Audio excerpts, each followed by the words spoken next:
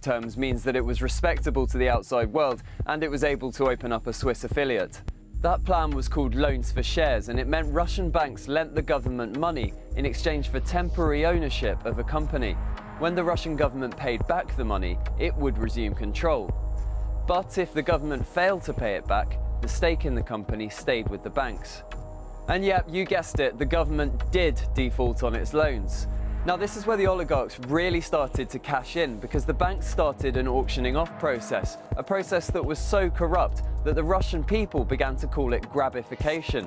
Things started to smell a bit fishy after the government assigned the auctions to various banks. Foreign investors were banned from bidding for the most valuable companies, and for some reason, the banks organising the auctions always seemed to win them. And things begin to look really bad when you start looking at the prices that they paid for them. They were generally just over the minimum asking price. Now this sort of thing went on across the board, and the Russian government actually only bought in half of the $2 billion that it wanted to. The oligarchs, meanwhile, went on to run more and more successful businesses and form their powerful elite.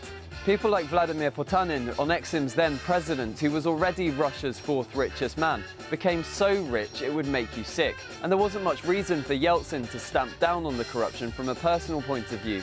He knew he would gain political support from the wealthiest people, who would fund his re-election campaign in 1996.